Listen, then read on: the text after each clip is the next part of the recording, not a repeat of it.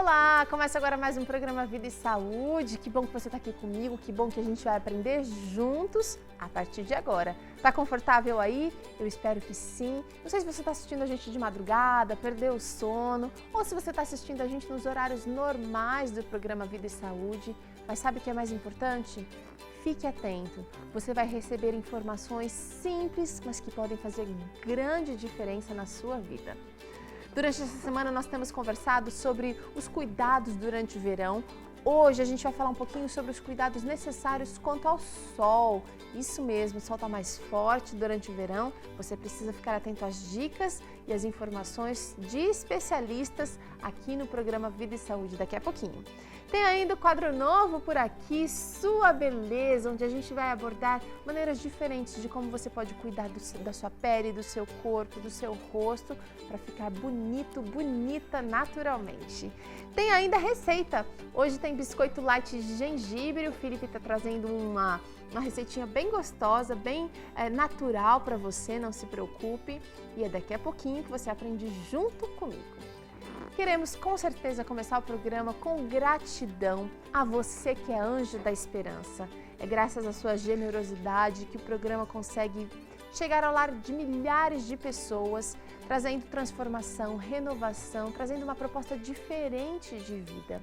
E a nossa gratidão vai para você, que Deus realmente continue abençoando você, abençoando o seu lar, a sua vida, para que você possa continuar sendo um parceiro, uma espécie de missionário também, ajudando a levar esperança para muitos lares, não só aqui no Brasil, mas também no mundo. E agora eu quero receber aqui a doutora Cristiane Keffler, ela é dermatologista, já posso dizer até que é parceira do Vida e Saúde. Verdade, tudo bom? Tudo bem, bem-vinda mais uma vez, por favor. Obrigada. Durante essa semana nós já falamos sobre os cuidados necessários com a água, com a hidratação por dentro e por fora. A gente já falou um pouquinho dos perigos que moram na areia e hoje a gente vai falar de um item básico do verão, o sol. O sol realmente fica mais quente durante o verão e a gente também, além dele ficar, a temperatura estar mais alta, nós também nos expomos mais ao sol. Amigo ou inimigo? Os dois. O sol é amigo quando usado moderadamente. A gente não pode abusar, a gente tem que usar com cautela, né? Então, quando o sol é amigo? Quando a gente usa ele naquelas pequenas exposições do dia a dia, que são aqueles 15 minutinhos para a fabricação de vitamina D, é mais do que suficiente. Ou quando a gente usa na praia, por exemplo, mas com o auxílio de um protetor solar, quando a gente não fica deitado aquele tempo de meio-dia, uma hora fritando lá no sol, até que a pele fique bem vermelha. Tem gente que acha que isso é bonito ainda hoje, eu fico impressionada. Mas a gente tem que evitar esse tipo de atitude, porque a gente sabe quão maléfico é o sol para a pele quando usado em exagero. Nós falamos ontem, por exemplo, sobre fungos. Ontem e até anteontem, o sol é um excelente antifúngico. Exatamente. Mas na medida. Exatamente. O sol pode ajudar a matar fungos, a matar bactérias, a controlar doenças como, por exemplo, a psoríase, dermatite atópica. Ele é excelente. Porém, a gente não pode exagerar, porque senão ele pode, inclusive, piorar a imunidade. Entendeu? No verão, a gente acaba ficando também mais expostos aos raios UVA e UVB. Explica pra gente o que são esses raios e que tipo de perigo eles podem trazer. Muitas pessoas só se preocupam com os famosos raios UVB, porque eles que dão o eritema da pele, aquele vermelhão. Mas eles também estão relacionados com câncer de pele e tudo, mas a gente se esquece dos raios UVA. Os raios UVA, eles são mais ou menos constantes durante o dia todo. Diferente dos raios UVB, que fazem o pico a partir das 9 horas da manhã até as 16 horas da tarde. Então, se você está se precavendo de evitar esses horários, você só está evitando os raios UVB. Olha lá. Porém, a gente tem raios UVA, tipo 1 e 2, que também estão incidindo na pele, também são causadores principalmente do fotodano. Lembrando, o fotodano, ele não é rapidinho, ele vai progredindo durante anos. O sol incide na pele, ele muda a estrutura da pele, do DNA, e depois de muitos anos que você vai ter os efeitos colaterais do sol que você tomou hoje. A gente sabe que é importante o uso de filtro solar. A gente já fez um programa todo falando sobre isso, mas vamos dar uma relembrada, porque agora é verão e a gente precisa redobrar o cuidado também com o uso dos protetores. Como é que eles funcionam e com que frequência a gente deve reaplicá-los? Sim. Os protetores, eles são divididos em 2 tipos, os protetores físicos e químicos. Os físicos, basicamente, fazem uma barreira para refletir totalmente o sol. Os químicos, eles absorvem os raios solares. Então, dá um exemplo de cada um, de químico e de físico. Eu não posso citar marca aqui, entendeu? Mas eu posso falar o componente. Mas os dois tipos são cremes? Os 2 tipos são cremes. Qual que é a diferença básica entre os dois? O protetor físico, ele tem um pouquinho de cosmética mais complicada, ele fica mais branco quando você passa, ele não tem aquela espalhabilidade, ele não some facilmente na pele. Certo. Os químicos, eles são absorvidos pela pele. Então, cada um tem a sua vantagem e sua desvantagem. Por exemplo, quem tem muita alergia deve preferir os físicos, porque eles não são absorvidos, entendeu? Certo. Os químicos que entram na pele, eles podem exacerbar as alergias. Em compensação, eles têm uma cosmética muito boa. Na hora que você passa, eles já somem, entendeu? Então, tem essa diferença aí. Agora, hoje em dia, a gente tem muitos tipos. A gente tem creme, a gente tem gel creme, a gente tem loção, a gente tem mousse, a gente tem gel, spray, muitas opções. Então, qual é o segredo? Ache aquele que você gosta. A gente tem aqueles que tem maquiagem, né? Hoje até a gente estava conversando sobre isso. Sim. Procure um protetor que você gosta. As grandes farmácias deixam você testar na pele, inclusive. Então, cada um tem o seu protetor específico. Você nasceu para um protetor. Use. Procure aquele que você gosta. Bom, você mencionou aqui que existem pessoas que acham bonito ficar tostando lá na praia. Inclusive, não só tostando, mas elas acabam passando bronzeadores ou até receitinhas caseiras para deixar a pele mais morena, mais bonita. Ninguém está dizendo aqui que é feio, mas o custo disso pode ser muito alto para a saúde. Muito caro. Meus pacientes que têm câncer de pele, que a gente precisa fazer cirurgia, às vezes ficam com o rosto deformado, ou se não melanoma, que é o câncer de pele pior que existe, muito agressivo, ele pode dar metástase para cérebro, fígado. Esses cânceres, eles poderiam ter sido evitados se esses pacientes não fossem tão irresponsáveis nessas épocas de sol. Então, a maioria dos pacientes fala o seguinte: olha, doutora, quando eu era jovem, eu usava óleo de urucum, eu passava Coca-Cola e eu torrava. Né? Isso é muito frequente. Os meus pacientes falam, eu fico meio arrepiada. E eu já fiz isso. Com essa pele tão clarinha, né? Eu confesso que eu nunca passei Coca-Cola no corpo, mas eu já fui de torrar. Eu gostava de ficar jogando vôlei no sol do meio-dia. E hoje eu sei quão falho, né? Quão errado é. Então, hoje, se eu quiser ficar na praia no meio-dia, eu vou usar uma roupa com protetor solar. Não sei se você já ouviu falar. Já. Mas hoje a gente tem muitas opções, né? Um chapéu, um boné com protetor solar. Eu vou usar o protetor em si, eu vou reaplicá-lo a cada 2 horas. Não só reaplicar antes, você tem que passar meia hora antes para ele ter aquela ação, né? Para você conseguir ficar protegido durante o verão.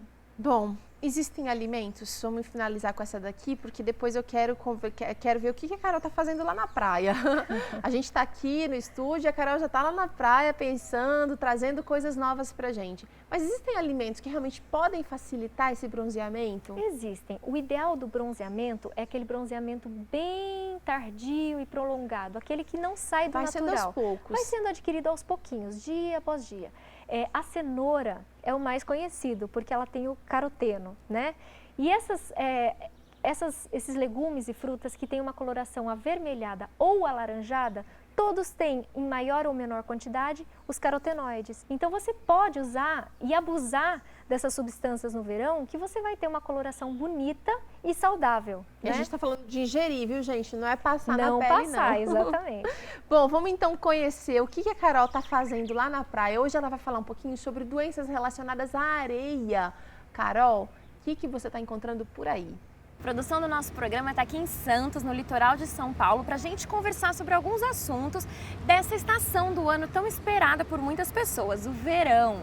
Hoje a gente está aqui com a doutora Marina, ela é infectologista e a gente vai tirar algumas dúvidas sobre as doenças relacionadas à praia. Doutora Marina, quais são os perigos que a areia da praia representa para o nosso corpo? Dependendo da praia que você estiver e no nível de contaminação dessa areia, ela pode ser um veículo de contaminação de vários tipos de doenças. A principal são as dermatofitoses, que são as micoses da pele.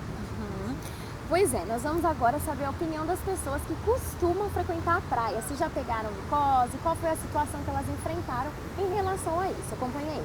Você já pegou ou conhece alguém que tenha pego micose, bicho geográfico, alguma doença relacionada à areia? Ah, já conheci bastante já, porque a praia infelizmente é muito suja, né? Já.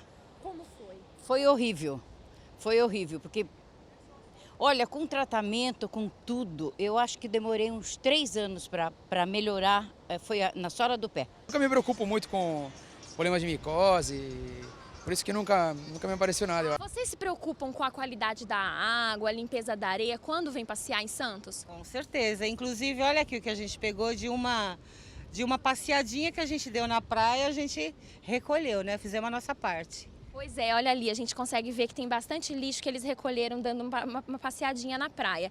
Vocês já pegaram ou conhecem alguém que pegou alguma doença do tipo micose, bicho geográfico, na areia de praia? Não, que eu conheça não. É muito suja, então acaba pegando micose, essas coisas assim. O ideal mesmo é passar protetor, sempre estar lavando os pés. Eu geralmente sempre vou no chuveirinho, lavo os pés, volto, porque não dá. Infelizmente as nossas praias, né, não tem muita limpeza, né? Então a gente corre bastante risco. Tem que ter todo o cuidado possível, porque criança, geralmente tiram as calcinhas das crianças, fraldinha, e deixam sentada na areia. Então eu acho isso um absurdo. Que cuidados você acha que a gente tem que ter para prevenir esse tipo de coisa? Eu acho que cuidado, primeiro é a praia de todos, né? A gente tem que conservar, preservar, não ir para a praia comendo, não levar salgadinho, coisas que a gente, né, não tem cabimento. Eu acho que é uma questão de educação, né? Nossa, parece que corria assim alguma coisinha por dentro do pé e coçava demais. Nossa produção encontrou aí uma senhora que teve um tipo de micose e demorou um longo tempo para o tratamento resolver e ela se livrar aí desse problema.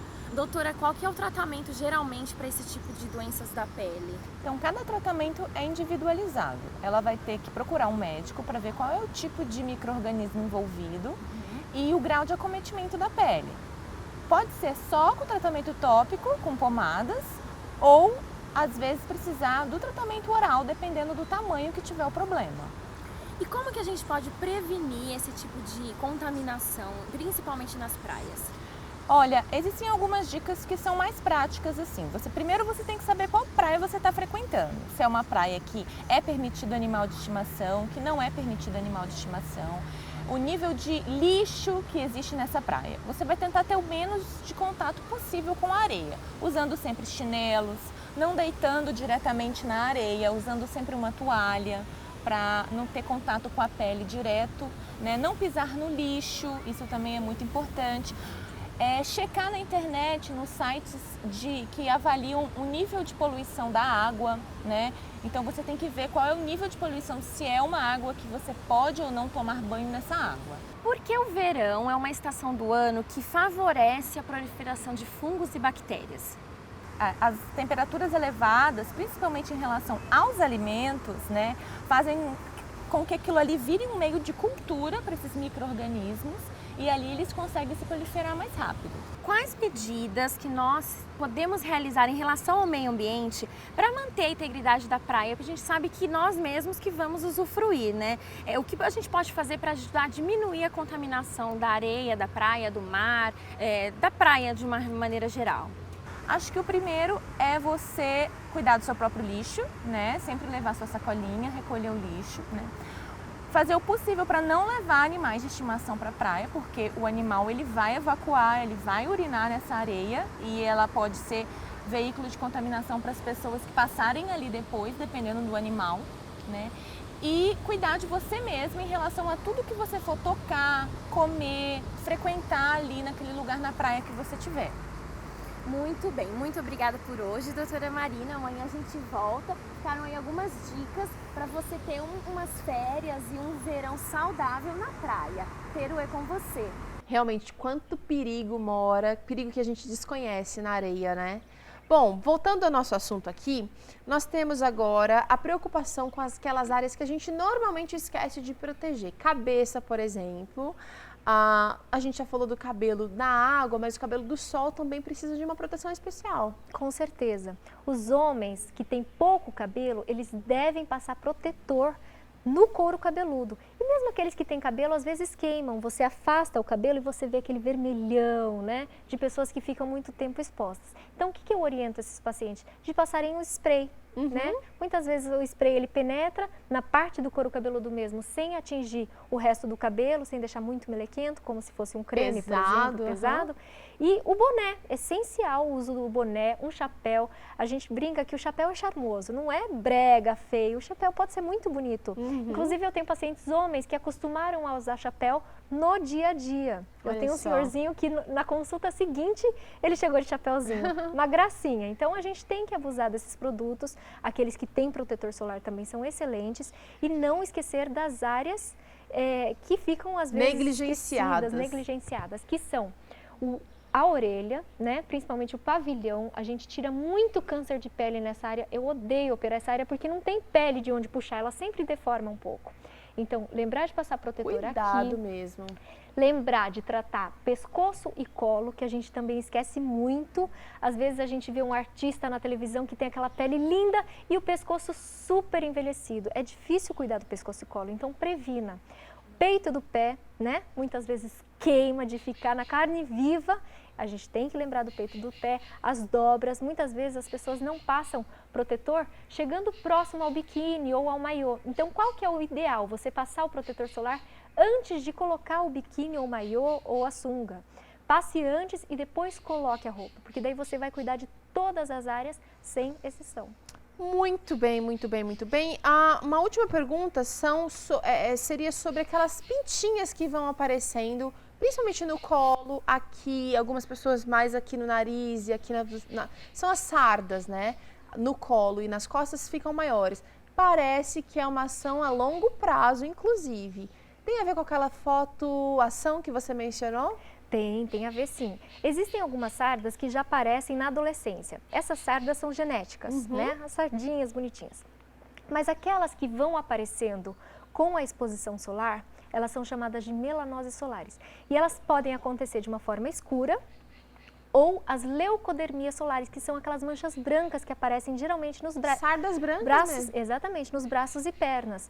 Todas elas são por causa do fotodano, ou seja, sol em excesso. O tratamento existe, a gente consegue hoje tratar a partir do nitrogênio líquido, peelings, essas coisas, mas o ideal é prevenir. Como? Protetor. É muito simples, né? A prevenção à base do protetor solar.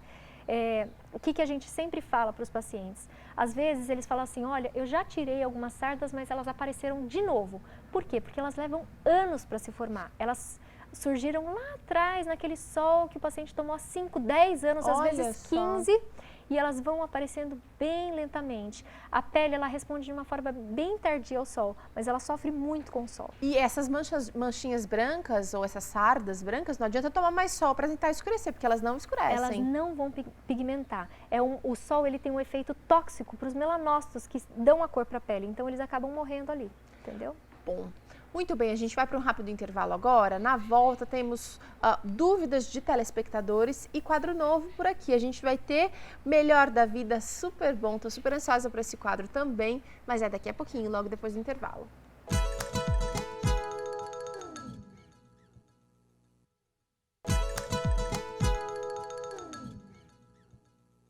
Muito bem, Vida e Saúde está de volta. O papo de hoje é sol e os danos, os cuidados que a gente precisa fazer. Porque a gente precisa do sol, a doutora já deixou bem claro aqui, mas a gente tem que usar com moderação, no horário certo, para evitar problemas piores depois. Doutora, duas dúvidas antes de começarmos as dúvidas dos telespectadores. A primeira é, como hidratar a pele depois de um dia ao sol? Sempre depois do banho, eu gosto de muito hidratante, sem economizar. Passe muito hidratante, mas muito mesmo, para fazer um filmezinho. E naquelas áreas que a pele fica muito ressecada, por exemplo, o calcanhar, você pode passar o hidratante e depois ocluir com papel filme. Olha só, Ele deixar de molho ali. Muito, e fica bem gostoso, fica bem macio. Aquelas pessoas que têm a mania de lixar o calcanhar, esse não é um hábito saudável, acaba piorando às vezes, a aspereza da pele. Então, você passa um hidratante, passa um papel filme, aquilo fica uma belezinha. Ótimo. E a outra dúvida é com relação à proteção dos olhos, dos raios UVB, UVA nos olhos.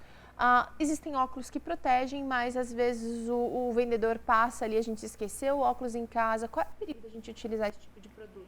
A gente deve sempre comprar os óculos em locais apropriados, né? Nas óticas, óculos recomendados. Certificados. Certificados. Por quê? Muitas vezes a gente compra um óculos qualquer, a gente usa esse óculos, ele faz uma dilatação na pupila. Que a gente quando chama está escuro, a gente abre... Sempre que está escuro, a gente tende a dilatar as pupilas. Então, o óculos, ele faz esse escurecimento, a gente dilata as pupilas, isso se chama midríase. E daí, o que acontece? Os raios entram mais. Então, eles acabam atingindo retina, você pode ter uma predisposição à catarata e algumas outras doenças. Então, qual que é o ideal? É usar o óculos de sol, porque a gente não tem o hábito de aplicar muito protetor na pálpebra, porque durante a praia a gente sua muito. E se você começar a suar, escorrer o protetor, quem já teve essa sensação é terrível. Protetor dentro do olho, arde muito. E você não fica com muita opção, né? De lavar na água do mar, você tem que ter uma água limpa lá. Então, assim, não passe o protetor na pálpebra, mas use um óculos de sol que seja bom, que seja de qualidade. Um óculos para praia. Muito bem, vamos às dúvidas dos telespectadores. Tem muita dúvida aqui. Agora, eu tenho uma dúvida. Vamos lá. Quero ver se a Teru for para praia hoje. Você aprendeu o que você vai levar na bolsa, no carro? Eu vou levar uma canga, com certeza. Vou levar óculos que eu já tenho em casa, não dá para improvisar, ou eu vou gastar muito dinheiro. Vou levar também água potável para lavar as mãos e para beber. E não sei o que mais. Um chinelo alto. Esquece do chinelo. Isso. Chinelo alto. E eu já sou alta, hein? Às vezes na praia talvez não precisa um chinelo muito alto, né? Mas um chinelo, tá sempre com chinelo. Chinelo sempre. O alto é mais para as piscinas, para quem vai usar uma sauna, por exemplo. E para correr também. Tem muita gente correndo na praia hoje. Às vezes tem aqueles atletas mais assim de final de semana, né? Que não vão. Leva o tênis, porque a gente viu o risco de contaminação na areia, dejetos de animais e até de humanos, né? Infelizmente, a gente precisa tomar com esse cuidado. Se o pé está protegido, a gente evita muita coisa. Muito melhor. Muito bom, tô podendo, tá né? Bem, só faltou a sombrinha, hein? Faltou a sombrinha. Bom, o seguinte, sol, excesso de sol pode dar espinha? Essa é a primeira dúvida. Pode sim. Existe a acne solar, né? A acne solar, ela é composta por duas coisas. Uma é o raio solar mesmo e a outra é o protetor que você não soube escolher bem. Então, o que acontece? O protetor deixa a pele muito oleosa. E para a gente formar acne, a gente precisa de algumas coisas. Uma é aumento da oleosidade, a outra é hiperqueratose perifolicular. O que é isso? É um aumento da espessura da camada mais superficial da pele. Ela faz uma obstrução. E isso acontece por causa do sol. Olha entendeu? Só. Então, a combinação dessas duas coisas, associado a um aumento da bactéria, essa bactéria, ela come sebo, chama Propionibacterium acnes. Então, ela prolifera em situações em que a nossa glândula produz muito, aquelas pessoas que têm pele mais oleosa. Essas três coisas geram acne. Só que a acne solar, ela é mais caracterizada por pústulas, aquelas bolinhas com amarelinhas. pus dentro, amarelinhas. E ela tem um controle bem mais fácil do que a acne normal. Às vezes, só o fato de a pessoa mudar o protetor e às vezes não precisa nem tomar remédio, nem passar remédio. Já melhora. Só o fato de mudar o protetor já pode melhorar. Bom, é o seguinte, temos aqui a Rosana Espíndola da Silva e ela diz assim: oi, tenho artrite reumatoide e lúpus, sei que não posso pegar sol, o que posso usar? Muito protetor. Existem outras medicações via oral que funcionam como protetor de dentro para fora. Eu prescrevo muito para esses tipos de pacientes. Pacientes que têm melasma, pacientes que têm lúpus. Durante o verão, lógico que eles também querem aproveitar, mas o lúpus, a gente sabe, é uma doença muito séria, principalmente para a pele, para os órgãos internos. Então, a gente não pode abusar do sol nesses pacientes com lúpus. Use, além do protetor solar, aquelas roupas que a gente já citou aqui antes, muito chapéu e curta o verão. Olha só. A Michele Coelho diz o seguinte: gostaria que me falassem, no caso da psoríase, a gente já falou sobre esse assunto, Michele, vou dar uma mudada aqui um pouquinho na sua dúvida. Psoríase e sol combinam? Muito, muito. A psoríase melhora com o sol. Eu tenho pacientes que têm uma psoríase intensa no corpo inteiro, porém, as áreas fotoexpostas, a pele quase que está limpa, só. entendeu? Então, tente sempre que possível, se você tem psoríase, se expor ao sol. Lógico que não pode ser muito tempo, né? O sol é imunomodulador. Tanto é verdade que alguns pacientes desenvolvem o herpes durante o verão, porque a imunidade cai de tanto sol. Muita exposição, então, é excesso, muita exposição, né? Exatamente. Outra dúvida aqui é da Milka. Milka Damasceno diz o seguinte, pelo Facebook. Oi, fiz cauterização, aí tem um erro aqui de digitação, eu acho que é particular, faz 2 meses e estou usando um ácido. Aí ela não diz mais nada, mas eu imagino o seguinte, pode se expor ao sol, alguém que fez cauterização, está usando algum tipo de ácido?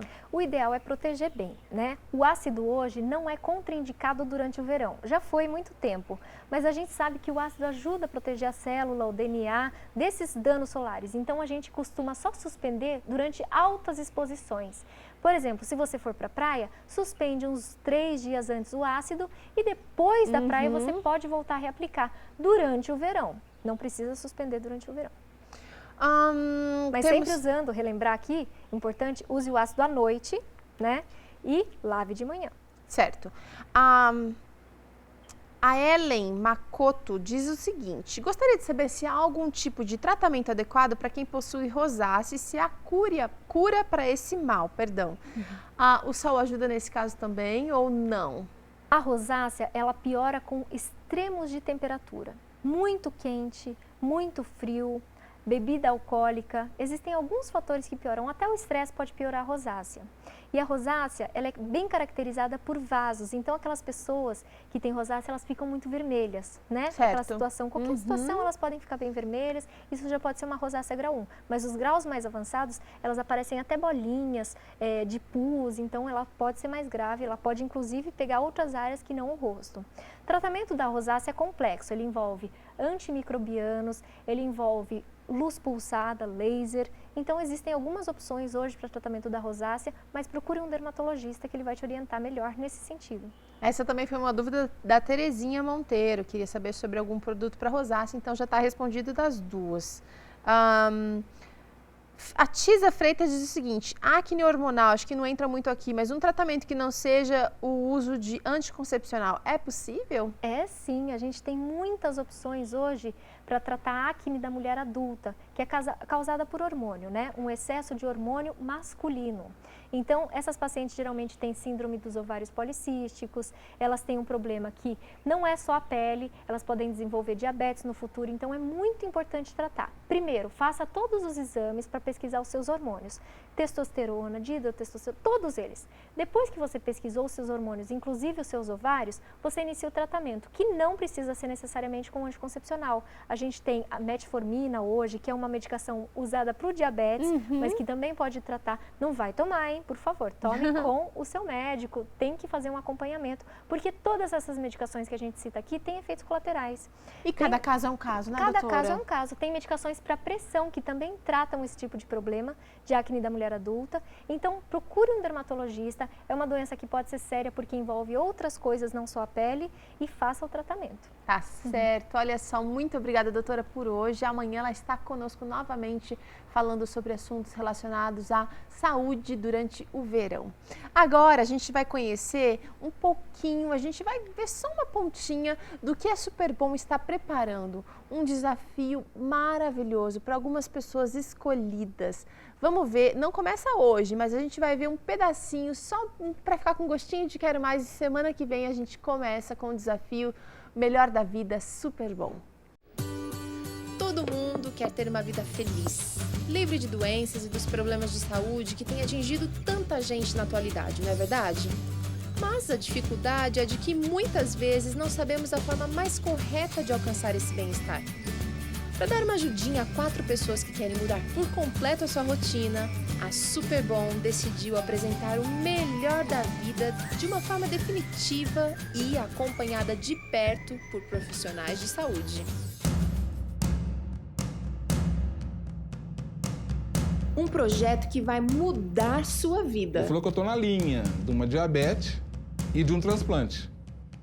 Você tem que aprender a comer, senão você vai engordar tudo de novo, que a cirurgia não é milagrosa. E a vida corrida, e come mal, fumo. Como que tantas pessoas conseguem? Isso e eu não consigo. 4 participantes e um único objetivo. Eu não estou procurando milagre, eu quero mostrar para meus filhos que eu consigo mudar meus hábitos e que eles também podem fazer isso. Realmente eu queria mudar meu modo de vida, né? Eu vou ter que fazer mesmo isso. E eu começo, aí eu empaco, aí eu tento outra fórmula. Eu cansei de ser uma pessoa que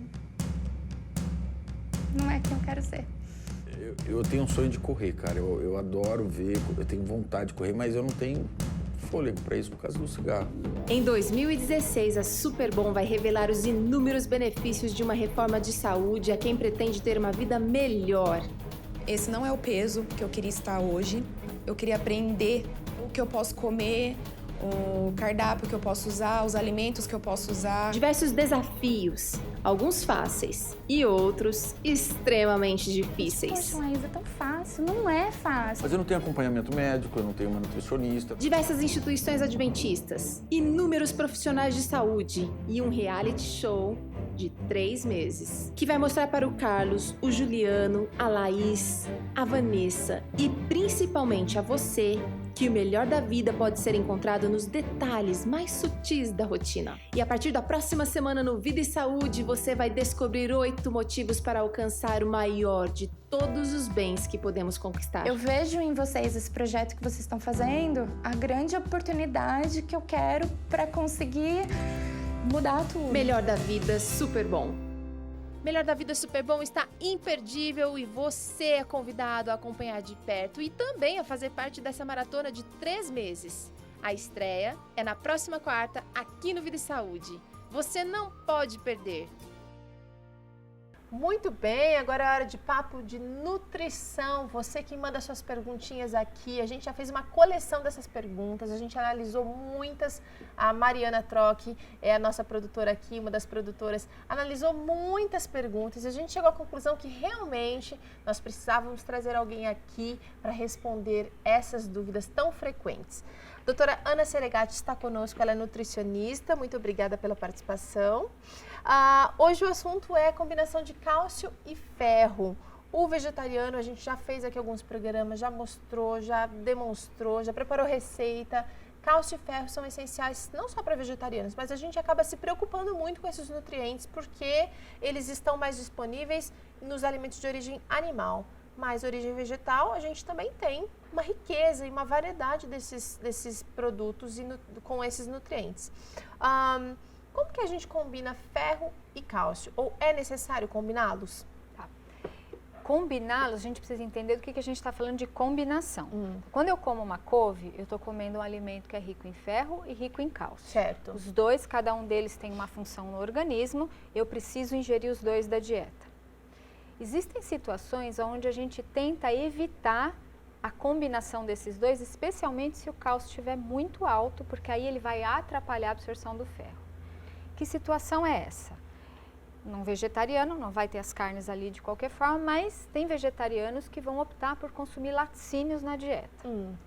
Esses laticínios, eles precisam necessariamente ficar longe dos feijões. Por quê? Porque o laticínio ele vai concentrar numa quantidade pequena um teor alto de cálcio e esse alto teor de cálcio vai atrapalhar a absorção de ferro. Então a dica é bastante simples. Na hora do almoço, que em geral é o horário que a gente come feijão, e se for o consumo no jantar também, uma sopa de lentilha, uma sopa de ervilha, sopa de feijão, não se deve colocar queijo, creme de leite, iogurte. Essas coisas a gente deixa para café da manhã e para lanches intermediários, certo, quando a gente pensa numa alta concentração de cálcio, tá? A gente se preocupa muito com o ferro, porque ferro é um elemento extremamente essencial para o organismo. O cálcio também é, mas o ferro é muito roubável, né? O cálcio é um dos ladrões se tiver, por exemplo, presente ali nos laticínios. Explica isso pra gente do ferro ser roubável. O que acontece com ele? Então, o ferro de origem vegetal, ele está sujeito à ação dos fitatos que estão presentes nos feijões. Quer dizer, vamos começar. Onde tem ferro? Tem nos feijões. Tem nas folhas verdes escuras. Eu não consumo uma salada de folha verde escura com arroz com feijão? Sim. Então, no almoço, eu tenho uma predominância do ferro, certo? Nos feijões, eu tenho fitato. Se eu não deixo esse feijão de molho, esse fitato tá ali, ele vai roubar aquele ferro. Esse ferro está mais suscetível a ser levado, a ser grudado no fitato e ir embora, né? Tanto que eu vou precisar de vitamina C para empurrar o ferro para dentro. Então eu preciso evitar coisas que roubem esse ferro, que levem ele embora, né, no intestino, e preciso de coisas que ajudem ele a ser empurrado para dentro do organismo, né? Então quem que pode empurrá-lo para fora? Os fitatos, o cálcio em excesso vindo dos laticínios, não o cálcio da couve. Na mesma refeição ali. Na mesma refeição, os laticínios ali. E café vai mandar chocolate, vai mandar. Olha só. o Então ferro. quer dizer, se você comer uma refeição assim, bem bonito, o prato tá colorido, mas aí vai de sobremesa e come um chocolatinho, vai por água abaixo. Por água abaixo, sim, uma parte vai ser prejudicada. Eu não vou dizer que vai tudo embora, não vai. A gente está falando também de pessoas que de repente têm o hábito de comer chocolate todos os dias perto de refeições. Ou a gente está usando Ou chocolate café. aqui, mas tem o café e tem outras fontes. Remédios também tem cafeína, às vezes para dor de cabeça. Enfim, a gente precisa ficar atento. Mas nesse caso, veja assim, um remédio com cafeína, isso é uma coisa muito esporádica. O cafezinho depois do almoço... É um hábito. É um hábito, né? Então, não deve assim, deve evitar. Dá umas 2 horas depois, pode apreciar um café. Me fala, uma substituição para o café logo depois do almoço, não seria um chazinho? Depende do chá. Se você for pro chá mate, chá preto, chá verde, chá Não, branco... pensei no chazinho de erva cidreira, camomila. Pode ser. Não é necessário beber depois da refeição. Se a refeição foi composta por cereais integrais, feijões, verduras, legumes, tudo isso é bastante, vamos colocar entre aspas, úmido. Vai nutrir o nosso organismo. Eu não estou fazendo excesso de sal. Se a comida estiver muito salgada, ela vai pedir um pouquinho de água. Então, pode ser um chazinho. Tá certo. Doutora, obrigada. A gente vai para um rápido intervalo agora. Na volta, tem receita por aqui. Vai ser gengibre, biscoito de gengibre light. É daqui a pouquinho, não sai daí não.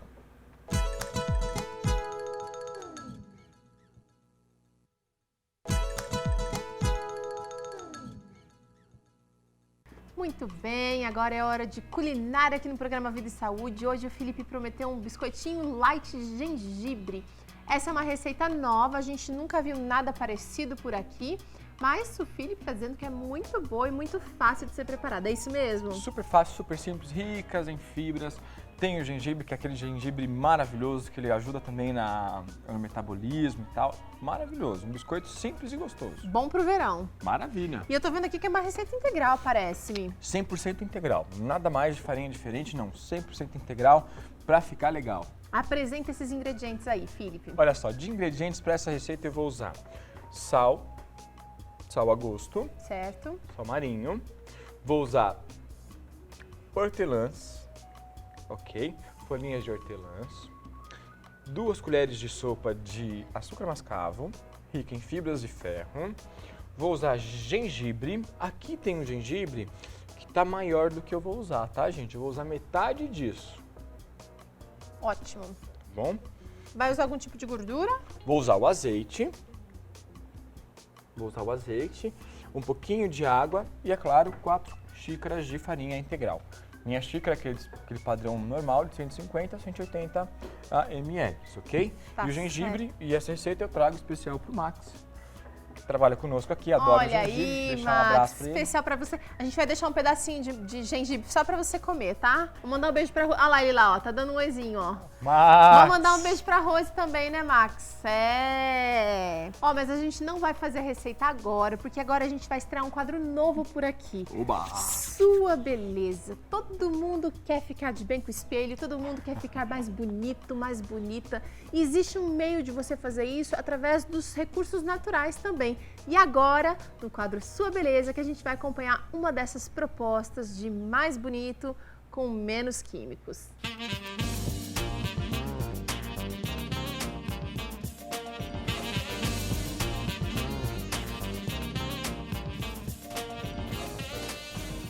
Bem-vindo ao quadro Sua Beleza. O meu nome é Mariana e eu vou estar com você todas as semanas. Nós vamos falar sobre dicas de como estar mais bonita por dentro, bonita e bonito, né? Porque também os homens assistindo esse programa, por dentro e por fora. O nosso Criador deseja que você tenha saúde física, mental e espiritual. E sobre isso que nós vamos falar a cada semana. Mas nós gostaríamos de ouvir você. Se você tiver alguma dica, alguma sugestão de pauta, alguma coisa que você queira ouvir, manda para nós. Eu vou ter o maior prazer em conversar com você. Mas hoje eu preparei um assunto especial. Nós vamos falar sobre autoestima. O que é autoestima para você? Se você fosse se autodescrever, como é que seria? Você falaria sobre suas qualidades, características da personalidade, aquilo que você acha que você tem de pontos positivos, pontos negativos? Como é que seria? Na verdade, a autoestima vai um pouquinho além disso. Ela fala sobre a visão que a gente tem de nós mesmos e ela é importante porque com a autoestima a gente consegue se relacionar com as pessoas, com o mundo que nos cerca, onde a gente for. A gente precisa ter boa autoestima. E como é que a gente faz para ter isso? Na verdade, vem desde a infância.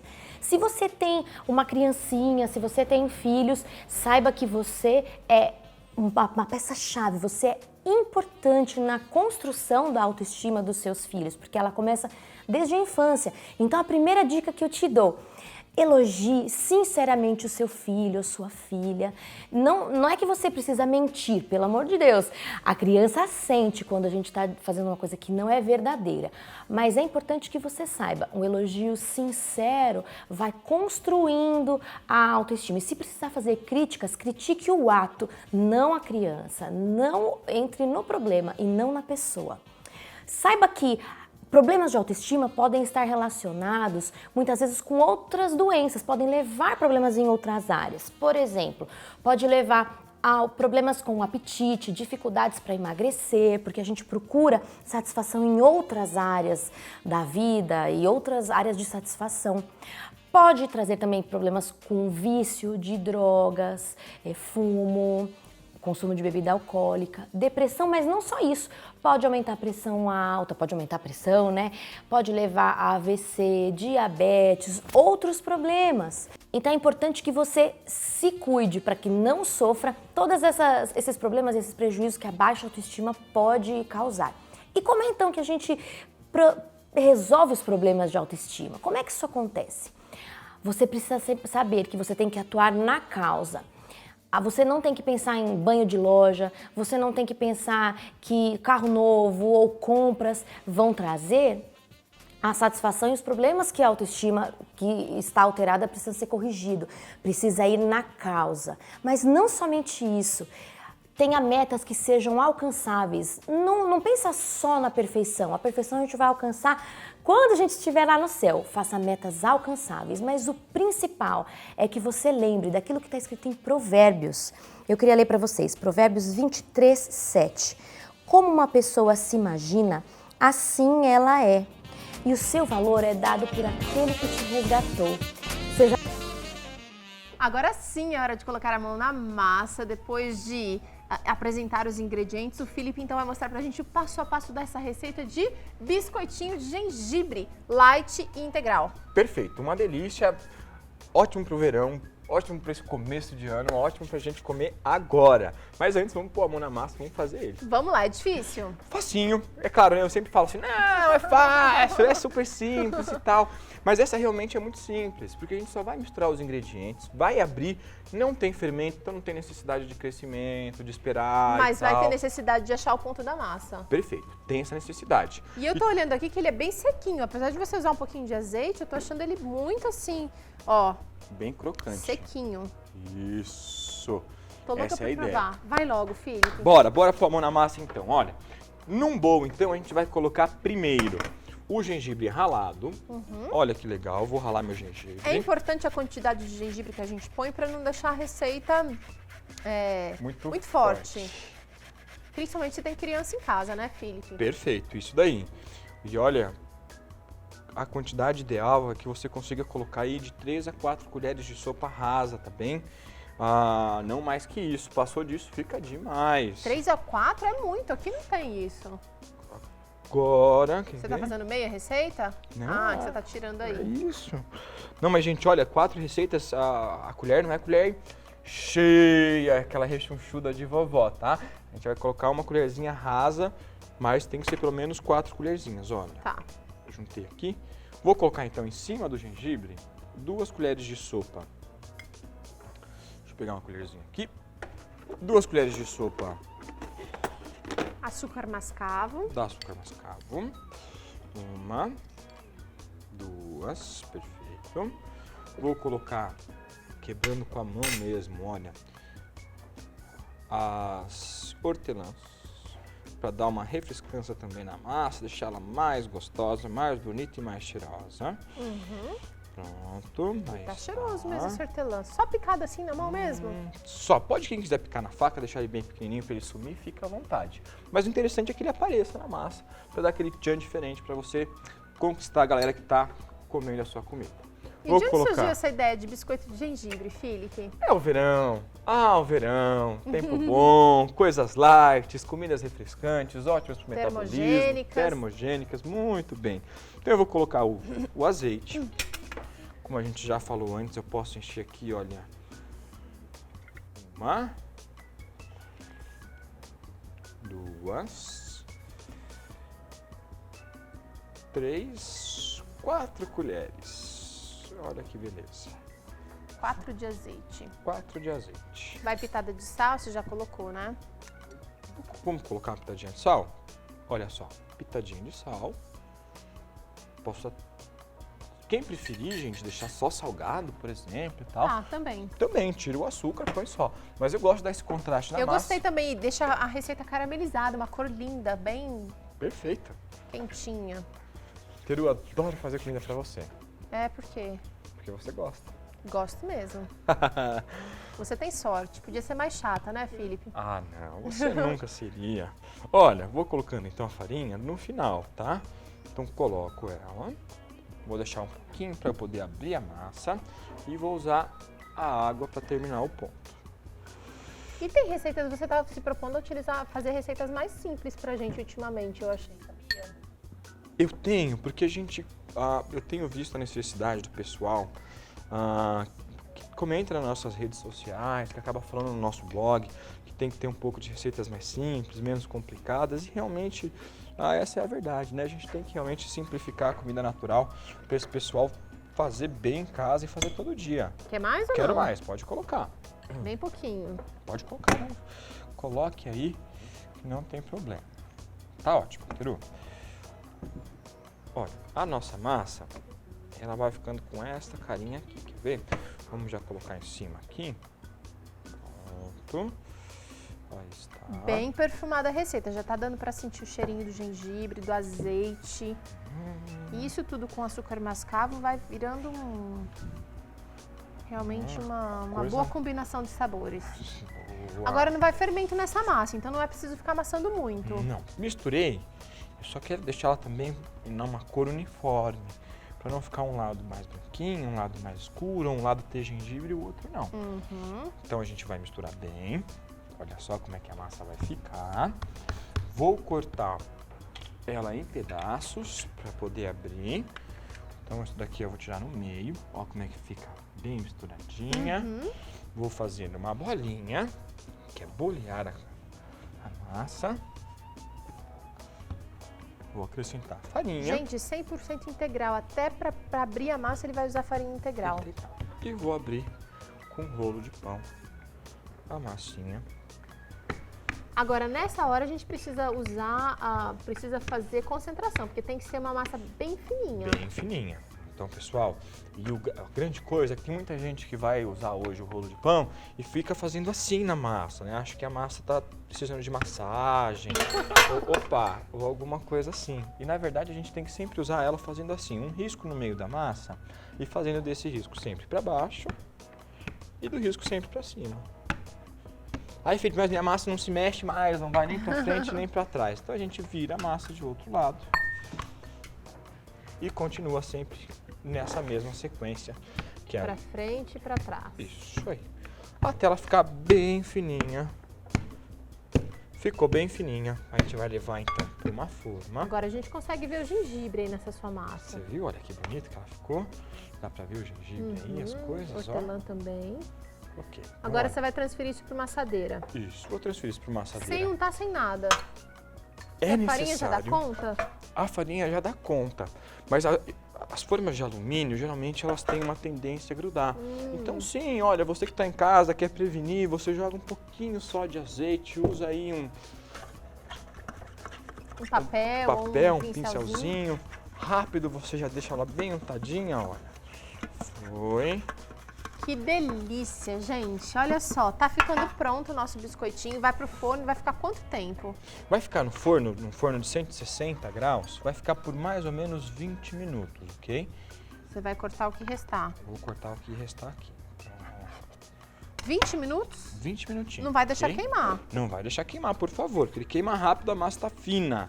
Por isso que uma temperatura tão baixa assim, pra ele secando e ficar bem crocante, ok? Ó, vou mostrar pra você. Agora ele ainda vai fazer mais alguma coisa, isso. ó. Na verdade, eu só vou cortar ele aqui, Ele gente. já corta, então, antes de assar, porque Antes senão de depois, assar. olha, o que acontece? Ela despedaça toda.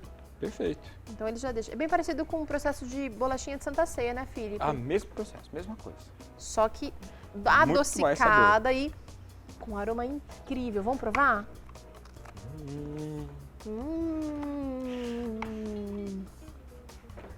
Essa hortelã deu um toque, viu? É? Obrigado, Quem não gosta Peru. de hortelã pode colocar... como é que chama aqueles... Alecrim? Erva doce. Erva doce. Alecrim com gengibre combina também? Nunca testei ainda, fica aí o teste pra você fazer em casa, gente. Olha, mais uma novidade aí. Ultra crocante, bem sequinha. E apesar de ser crocante, não tá dura. É diferente, crocante de dura. Não, tá bom demais. Obrigado. E a nossa produtora ali experimentou com mel também, disse que fica muito bom. Outra dica boa. Ó, a Vida e Saúde vai ficando por aqui. Não se esqueça, nada disso vai valer a pena se você não arregaçar as mangas e for pra cozinha. Vai valer a pena. Eu tenho certeza que esse ano é um ano de muitas possibilidades. Começa direitinho e Deus vai abençoar os seus esforços. Tenha fé, tenha coragem e pratique aquilo que você anda aprendendo. Que Deus te abençoe e até o próximo Vida e Saúde. Tchau!